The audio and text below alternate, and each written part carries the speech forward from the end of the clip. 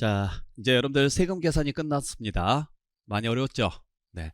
자, 양도가액에서 필요경비를 공제하고, 그 다음에 장기부여 특별공제를 양도가액에서 필요경비를 공제해서 양도차익, 다시 장기부여 특별공제를 공제해서 양도소득금액, 다시 기본공제를 공제해서 과세표준, 여기에다가 세율을 곱하면 산출세액이다. 자, 여기에 이제 뭐 가산세 등이 있으면은 더하고 감면세액 등이 있으면은 빼고 기납부세액, 미리 낸 세금들이 있거든요. 그러한 세금들이 있으면은 역시 빼서 최종적으로 납부할 세금을 계산을 해요. 그러면 그 납부할 세금을 뭐 하셔야 되느냐? 자, 소득세는 언제 납세무가 성립한다 그랬어요? 그죠? 과세 기간이 뭐 하는 때? 끝나는 때 납세무가 성립이 됩니다. 즉 12월 31일 날 납세무가 성립이 되죠. 그러면 이 1년치를 모아서 뭐 하도록 돼 있느냐? 다음 연도 5월까지 신고하고 납부하도록 돼 있어요. 다음 연도 5월까지. 그러니까 그 해는 신고가 안 되죠. 왜냐면 무조건 다음 연도로 넘어가야 되는 거니까 요때 신고하는 것을 확정신고라 그래요. 확정. 아시겠죠? 다만 요때 만약에 신고를 하지 않게 되면은 가산세까지 더해서 정부에서 세무서에서 결정해서 고지서 보냅니다.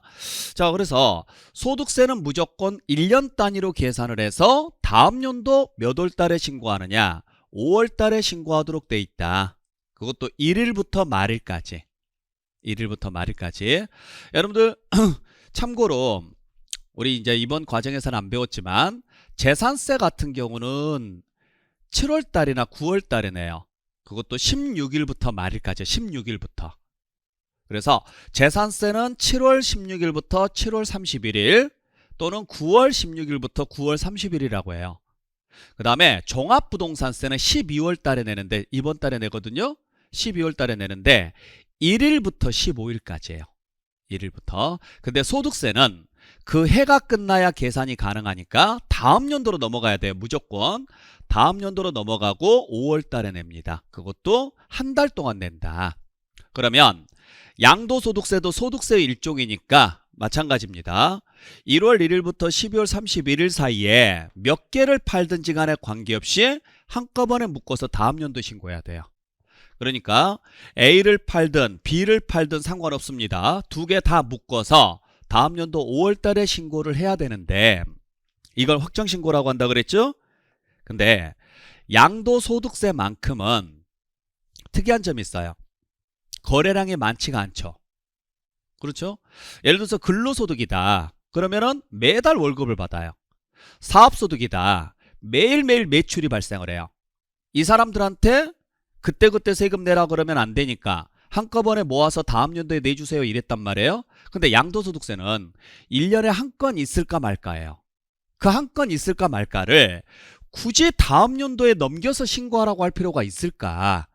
그래서 만들어 놓은 제도가 뭐냐면 미리미리 신고해 주세요 라는 제도가 있습니다. 이걸 무슨 신고라고 하느냐면 예정신고라 그래요. 그래서 양도소득세는 두 가지 신고 방식이 있어요. 첫 번째는 미리 신고하는 예정신고 방식이 있고 또 하나는 나중에 한꺼번에 신고하는 확정신고 방식이 있어요. 아시겠죠? 자, 그랬을 때 한 가지 주의하셔야 될 게 있어요. A를 팔면 A만 신고하면 돼요. 예정신고는. 문제는 B를 팔았을 때는 B만 신고해도 되고 아니면 A랑 묶어서 신고를 해도 돼요. 근데 원칙은 A랑 묶어서 신고를 하는 게 맞겠죠? 그래서 첫 번째 것을 합쳐서 신고가 들어갑니다. 그러면 나중에 확정 신고할 금액하고 어떨까요? 같을까요? 다를까요? 같겠죠? 그죠? 그러면 확정 신고를 할 필요가 있다 없다? 없어요. 그래서 꼭 기억하셔야 돼요. 예정 신고를 했으면은 확정 신고는 안 해도 돼요. 확정 신고는. 그러면 예정 신고가 의무 사항일까? 선택 사항일까? 여러분들 예정 신고는요. 의무예요. 의무. 그래서 옛날에는 예정 신고가 선택 사항이었거든요. 해주면 감사합니다. 근데 안 하셔도 됩니다. 그냥 나중에 확정 신고하시면 됩니다. 이렇게 돼 있었어요. 그러면 사람들이 예정신고를 할까요, 안 할까요? 안 하겠죠. 미쳤냐고요. 예를 들어서 제가 올해 4월 달에 팔았어요. 그러면 4월 달에 팔았으면은 예정신고를 하게 됐을 때 세금이 1억이 나왔다고 가정을 해볼게요. 그 1억을 올해 내는 게 좋을까요? 내년 5월 달에 내는 게 좋을까요? 그렇죠. 미쳤다고 먼저 내겠냐고요? 나중에 내는 게 훨씬 낫겠죠? 그래서 사람들이 전부 다 예정신고를 안 했어요. 그래서 어떻게 하기로 했었느냐면 예전에 예정신고를 하면 고마우니까 일정 금액을 깎아드릴게요 라는 제도가 있었어요. 이걸 예정신고 납부 세액공제라고 하거든요. 근데 언젠가부터, 그러니까 제가 뭐 자세히는 말씀드릴 수는 없는데 모 정권 때 세수가 부족하다 그래서 야, 예정신고를 강제사항으로 만들어버린 거예요. 그러면 이제부터는 강제사항이 되다 보니까 예정신고를 하더라도 혜택을 줄 이유가 전혀 없는 거죠. 그래서 지난번에 시험 문제 나왔던 게 이게 한번 나왔어요. 뭐가 나왔느냐면 예정신고를 하더라도 세액공제 같은 경우를 받을 수 있다 없다? 없어요. 옛날에는 받을 수 있었는데 선택사항이었을 때는 지금은 의무사항이기 때문에 받을 수 없습니다. 그리고 예정신고를 안 하잖아요. 그러면 반대로 가산세가 붙어요. 가산세가. 잘 기억을 하셔야 돼요. 자, 그래서 다시 한번 예정신고는 의무사항이다. 두 번째, 예정신고를 하게 되면 확정신고는 안 해도 된다. 됐나요? 자, 근데 만약에 예정신고를 2회 이상 했는데 첫 번째 양도한 것을 합쳐서 신고하지 않았다면, 예를 들어서 여기를 B만 신고했다면, B만, 그러면 그때는 반드시 확정신고 하셔야 돼요. 왜 그래야 되느냐면 금액이 달라지니까 그래요. 금액이. 자, 그래서 참고로 예정신고는 몇 개월 이내 하도록 돼 있느냐면 2개월 이내 하도록 돼 있습니다. 2개월. 그것도 양도일이 속하는 달의 말일부터. 개월수로 가니까 무조건 말일날 출발해야 되고 그것도 달부터 가요. 그래서 보죠. 무슨 이야기냐면 예를 들어서 4월 달에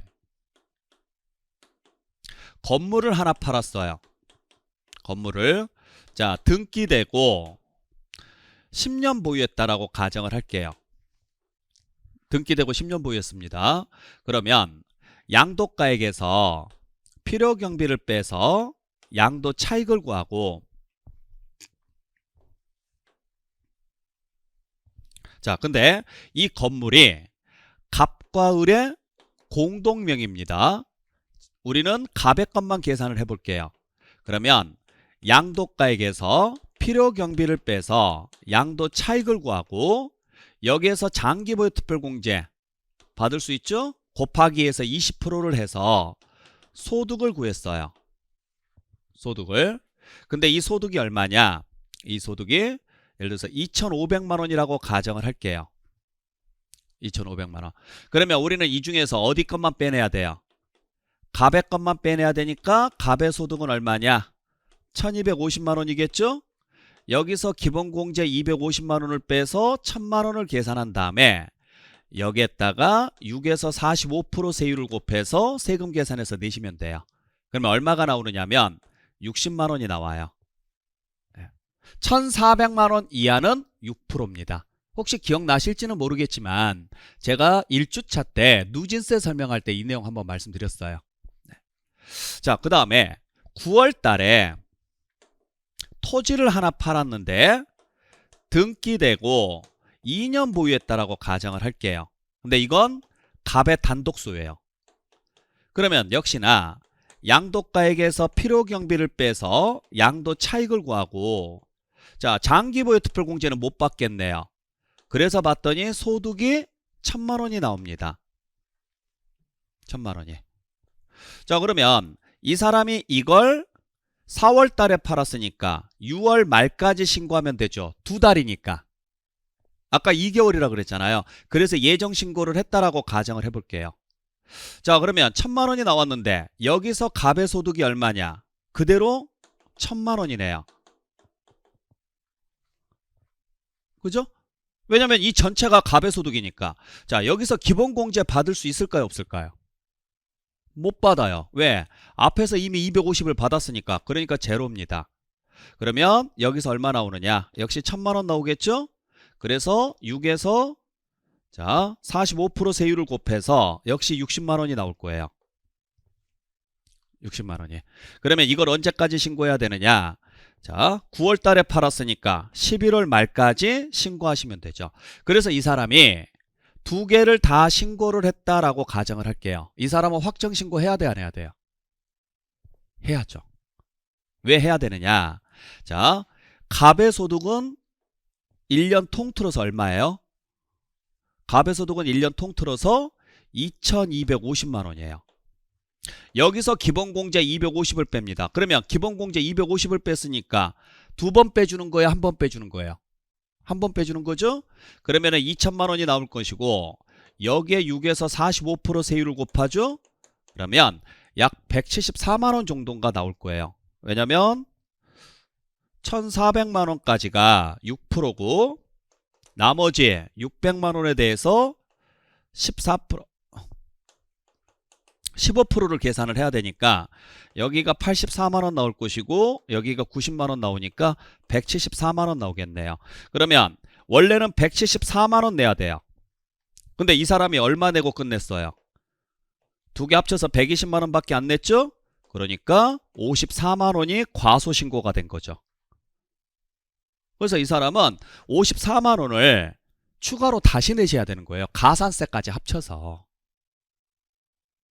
자, 그렇다면 만약에 이분께서 이걸 안 낸다. 자, 만약에 확정 신고를 안 하고 싶다. 그러면 요때 이렇게 신고하시면 안 되고요.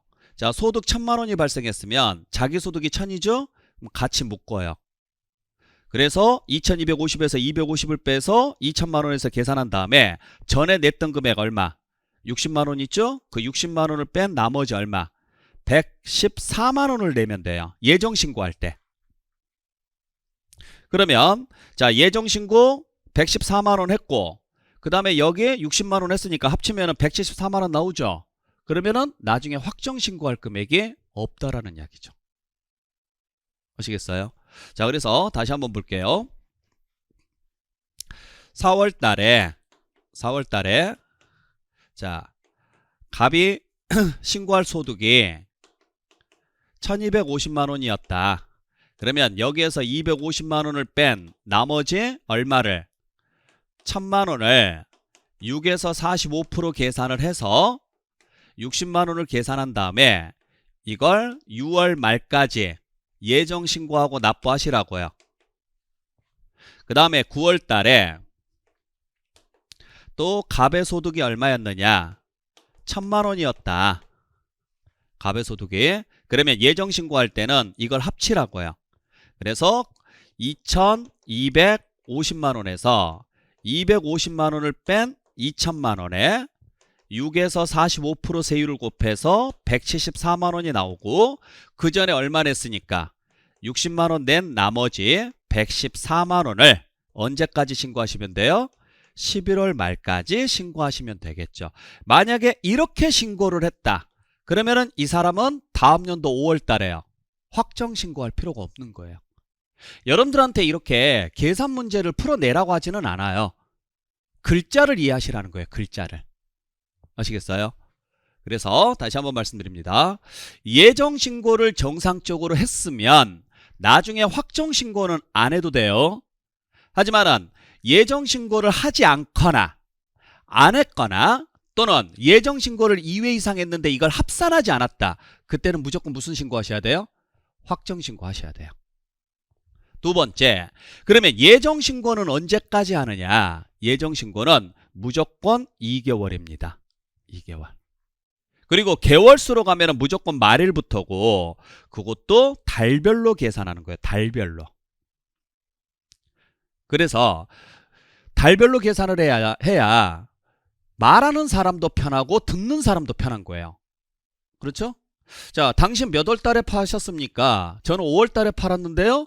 그러면 7월 말까지만 신고하시면 됩니다. 자, 그러면 말하는 사람도 편하고 듣는 사람도 어때요? 편하잖아요. 그래서 이걸 서로 편하게 하기 위해서 항상 말일부터 출발하는데 달별로 가는 겁니다. 다만 여기에 예외들이 몇 가지가 더 있어요. 예외들이 있는데 첫 번째는 뭐냐면 양도일이 아니라 허가일로 가는 경우가 있습니다. 어떤 경우냐? 토지거래 허가 받기 전에 대금이 청산됐을 때요. 그러면 글자 그대로 한번 가볼게요. 자, 허가 받은 날은 허가일이에요. 대금이 청산된 날은 양도일이에요. 우리 지난 시간에 양도 시기가 언제였느냐면은 대금 청산일이라고 그랬거든요. 누가 빨라요? 얘가 빠르죠? 예를 들어서 4월 달에 팔았는데 토지거래 허가를 9월 달에 받았다고 가정을 해볼게요. 원칙대로 가면 무슨 날이 속하는? 양도일이 속하는 이랬어요. 그러면은 이날이니까 4월 달이 속하는 달의 말일부터 2개월이니까 6월 말까지 신고를 해야 되거든요. 6월 말까지. 그죠? 근데 6월 말까지 신고가 안 돼요. 여러분들이 공법 시간에 배우시면 아시겠지만은 토지거래 허가구역은 허가가 나야지만 거래가 정당화가 됩니다. 근데 아직 허가가 나지 않은 상태에서 거래를 했기 때문에 신고 자체가 불가능해져요. 그래서 이때만큼은 양도일이 아닌 무슨 날? 허가일이 속하는 달의 말일로부터 2개월 이내 신고하도록 돼 있어요. 꼭 기억하셔야 돼요. 자, 두 번째는 2개월이 아닌 3개월 이내 신고하는 경우가 있어요. 그게 뭐냐면 부담부 증여예요. 여러분들 부담부 증여가 되면은 뭐가 문제가 생기느냐면 지난 시간에 말씀드렸던 것처럼 증여자가 있고 수중자가 있고 그랬을 때 증여자가 수중자에게 부담부 증여를 하더라. 그러면 이 증여된 금액 중에서 수중자가 인수한 채무액 부분은 유상거래로 보시고 채무를 제외한 나머지는 증여거래로 보시라 그랬어요. 증여거래. 그러면 유상거래로 보는 부분은 주는 쪽에서 뭐 한 걸로 봐서? 양도한 걸로 봐서 양도소득세가 나오고 받는 쪽에서는 일단 취득세를 냅니다. 그 다음에 증여 부분은 이쪽에서 세금 낼 건 없고 일단 받았으니까 무슨 세금을 내느냐? 취득세를 내고 그리고 받은 것 자체가 이득이니까 증여세를 내야 돼요. 자, 이렇게 가야 되는데 원래 양도소득세는 몇 개월이냐면 2개월이었어요. 근데 증여세가 몇 개월이냐면 3개월이에요. 증여세가. 그러면 누구는 2개월 안에 신고를 해야 되고 누구는 3개월 이내만 신고하면 되잖아요. 이러면 똑같이 둘이 거래했는데 누구는 2개월밖에 안 되고 누구는 3개월씩이나 되고 한 달 차이가 나죠, 기한이. 그래서 형평성이 안 맞다 그래서 너는 3개월 이내 얘랑 똑같이 신고해 라고 돼 있는 거예요. 그러면서 참고로 우리는 안 배웠지만 아직 취득세도 몇 개월이냐면 3개월입니다. 얘랑 맞추기 위해서 그래요. 그래서 부담부 증여가 보이잖아요. 무조건 3개월이에요. 어떤 세금에서 나오든지 간에 관계없어요. 다 3개월입니다. 네. 그렇게 보시면 되고 그 다음에 자, 달 대신 반기로 가는 경우가 있어요. 반기. 뭐냐면 주식이에요. 주식. 여러분들 반기는 뭔지 아시죠? 전반기, 후반기예요. 1년에 2번 내라는 이야기예요. 2번. 왜 주식만큼은 반기별로 가느냐면 거래량이 많아서 그래요. 그러니까 생각해 보세요. 여러분들 보통 달별로 가는 게 원칙이거든요. 달별로 가는 게 원칙인데 달별로 가면은 1년이 12달이니까 12번 예정신고가 가능해요. 12번. 그러면 번거롭죠. 12번씩이나 예정신고를 해야 되니까. 근데 부동산을 1년에 12달 내내 파는 사람은 없어요. 한 건 있을까 말까 하거든요. 그래서 어떤 달이 걸리든 관계없어. 그냥 그 달로부터 2개월이야 라고 이야기하는 건데 주식은 1년 12달 팔 수 있습니다. 12달 내내. 그렇다 보면 이걸 달별로 가게 되면 어떤 문제가 생겨요? 12번 예정신고를 해야 되는 문제점이 생기죠. 그래서 야 이건 너무 번거롭지 않느냐. 줄여. 그래서 어떻게 줄였느냐면 분기별로 줄였어요. 1분기, 2분기, 3분기, 4분기, 분기. 근데 그것도 4번이죠. 이것도 너무 많다 그래서 반기로 쪼갠 거예요. 전반기, 후반기로. 그래서 1월부터 6월까지 전반기죠. 1월부터 6월까지 모아서 1월부터 6월까지 모아서 8월 말까지. 그 다음에 7월부터 12월까지 모아서 다음 연도 2월 말까지 그렇게 신고하도록 되어 있습니다. 네. 자, 그래서 세 가지 내용 여러분들께서 보시고 자, 그 다음에 이날까지 뭐 해야 되느냐면 예정신고해야 되는데 이 예정신고는 의무사항이라 그랬죠? 그렇기 때문에 안 하면 가산세가 붙어요. 그때 요 가산세하고 확정신고 때 붙는 가산세는 동일합니다. 네. 그 정도만 보시면 돼요. 자, 그래서 이 내용이 여러분들 교재 534페이지에 지금 쭉 나와 있는 내용인데 그래서 여러분들 534페이지에 보시면 예정신고기한에서 기억번 원칙 보세요. 양도일에 속하는 달의 말일부터 2개월이에요. 다만 니은번에 예외적으로 세 번째 줄 볼게요. 허가를 받기 전에 대금을 청산을 했다. 이렇게 나오죠? 그때는 양도일이 아니라 무슨 날?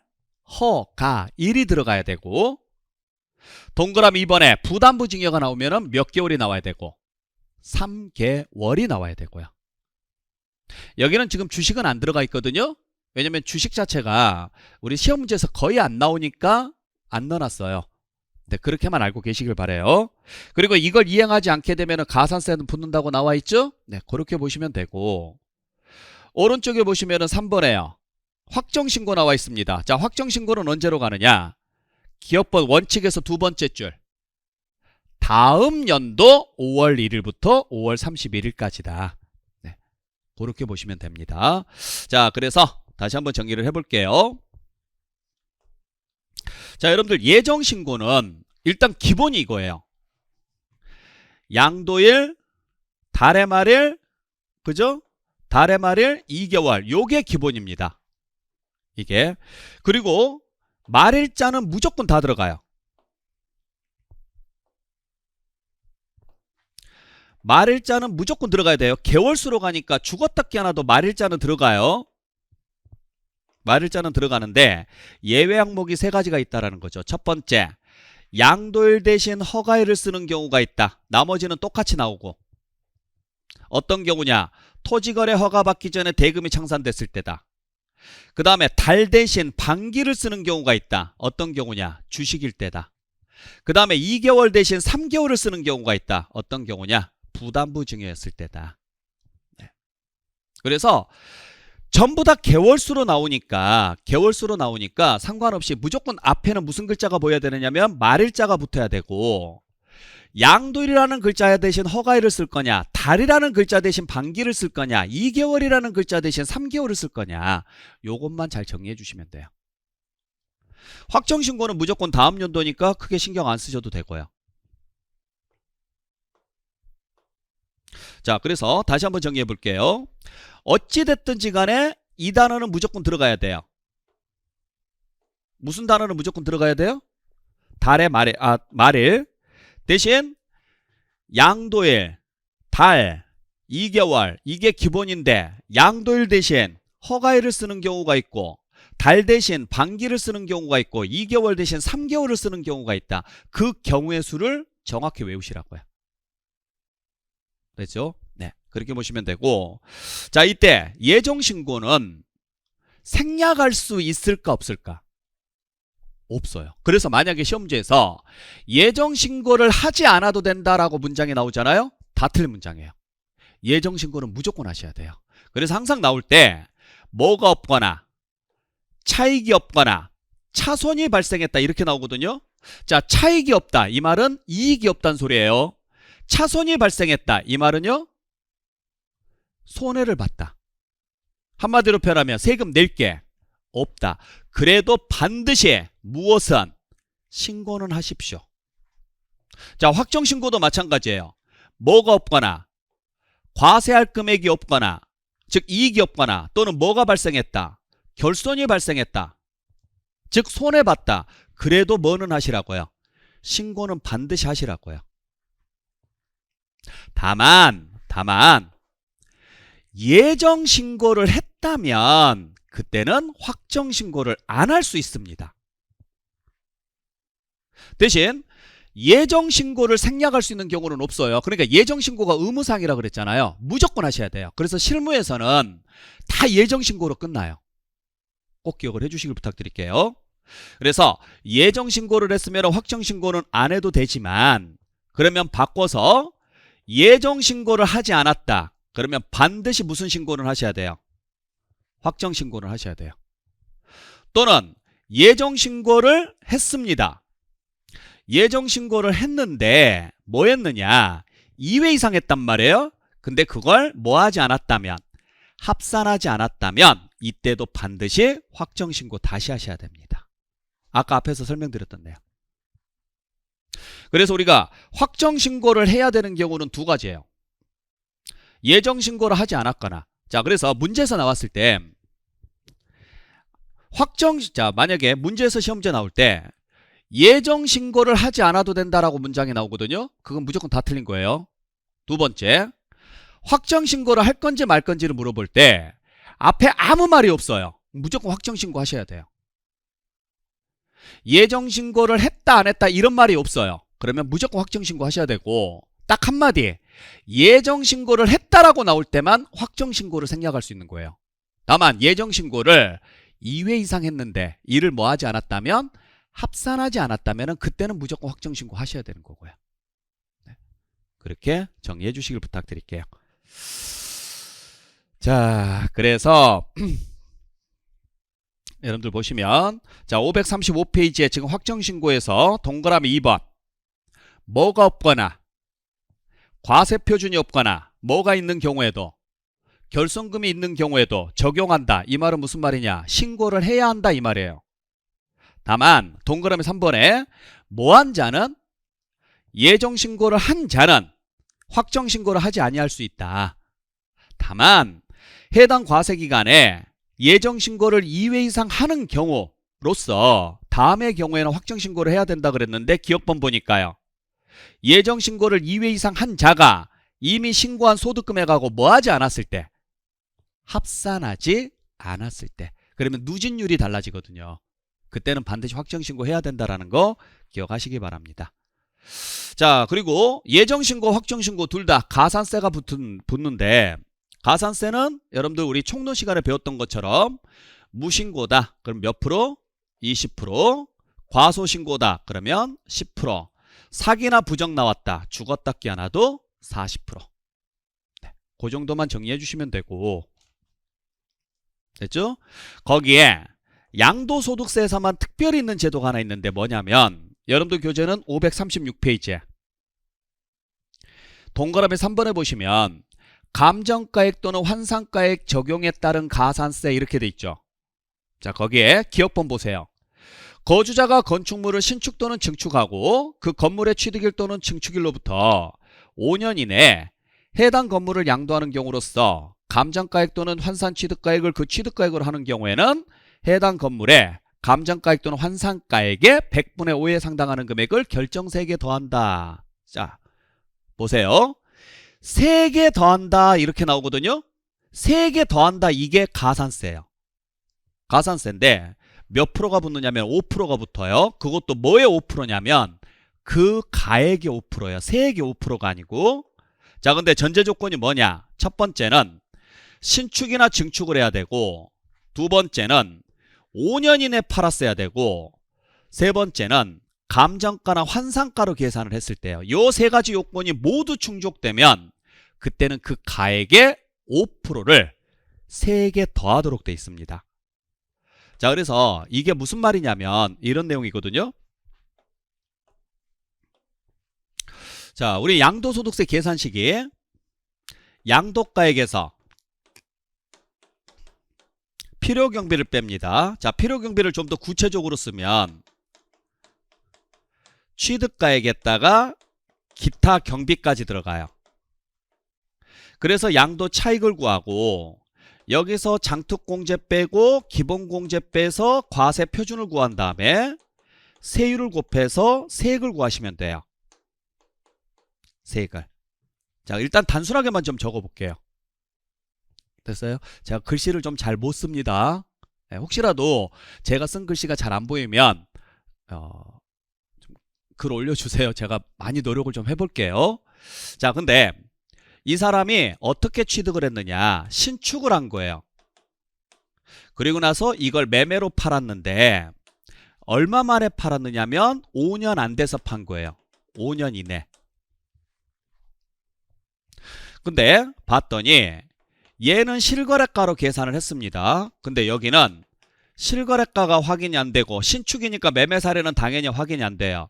그래서 감정가 또는 환상가로 계산을 했다 이야기예요.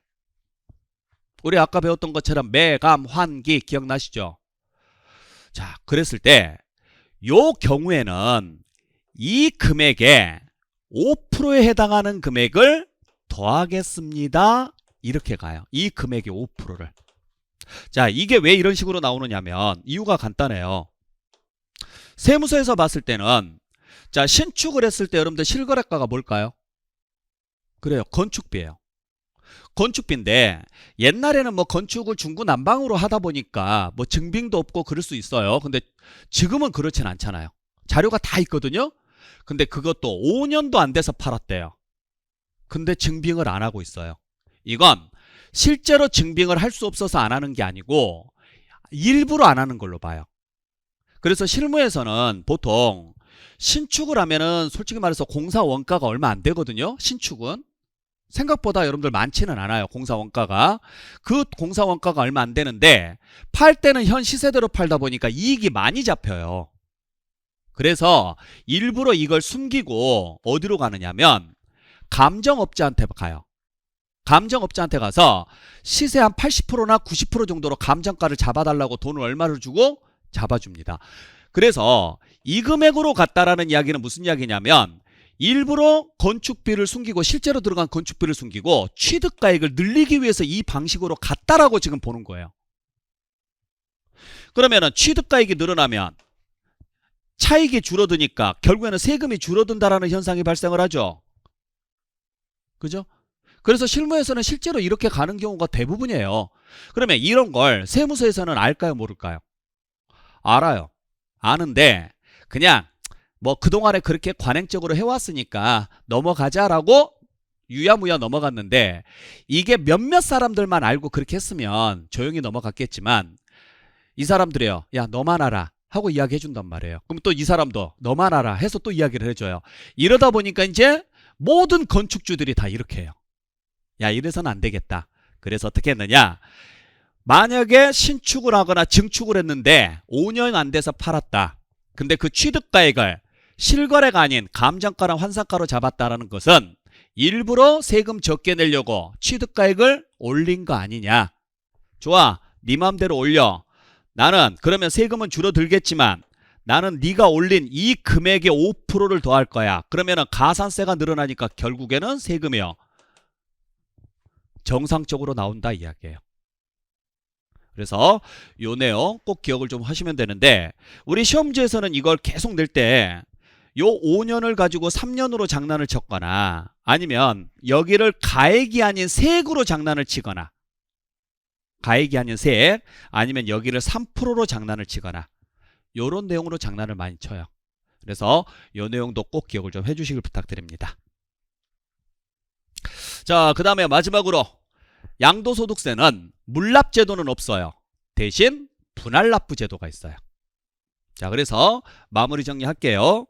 자, 앞으로 우리가 배울 세금 다음 시간부터는 여러분들 이제 기본 이론에서 이제 본격적으로 세부적으로 좀 내용이 들어갈 건데 우리가 앞으로 배울 내용은 부동산을 취득을 해서 보유하고 있다가 양도할 때 내는 세금만 배울 거예요. 그 중에서도 요 5개가 우리 시험범인데 취득세, 등록면허세, 재산세, 종합부동산세, 양도소득세입니다. 자, 이 중에서 물건으로 납부가 가능한 세금은 재산세뿐이에요. 얼마 초과했을 때냐면 1,000만 원을 초과했을 때요. 그 다음에 분할 납부가 가능한 경우는 재산세, 종합부동산세, 소득세입니다. 그래서 보유세인 재산세하고 종합부동산세는 250만 원을 초과하면 3개월 또는 6개월 이내에 분할 납부가 가능하고요. 양도소득세는 1,000만 원이 넘어가면은 납기로부터 2개월 이내 분할 납부가 가능해요. 아시겠죠? 그리고 그때 분할 납부할 수 있는 금액은 요 기준 금액, 자, 이 금액을 기준으로 해서 이 금액의 2배를 따질 거예요. 그래서 2배를 넘지 않으면 이 금액 초과분만, 2배를 넘어갔으면 이 금액에 해당 금액의 50%까지 분할 납부가 가능해요. 그럼 볼게요. 자, 예를 들어서 납부할세액이 400만 원이라고 가정을 해볼게요. 자,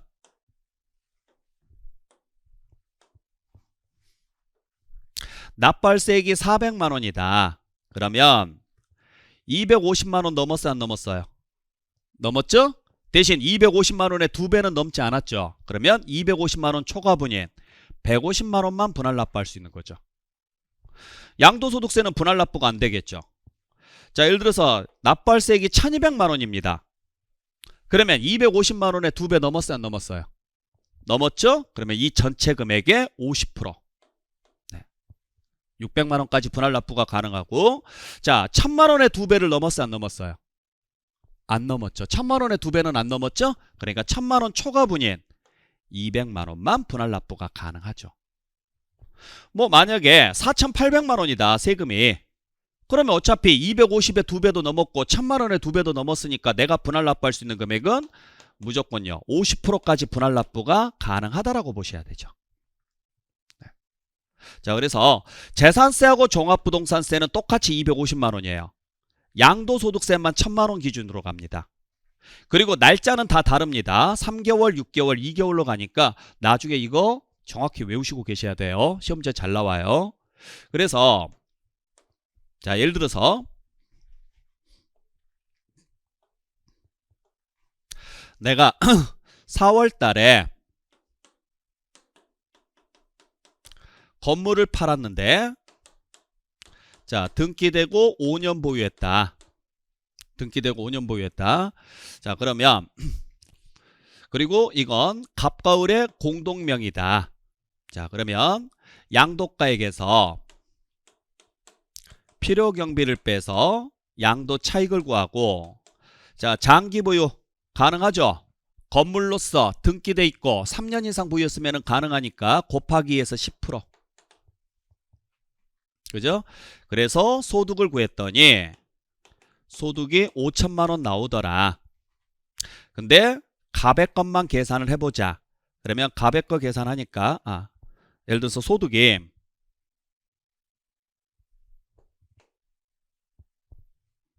5억이 나왔다.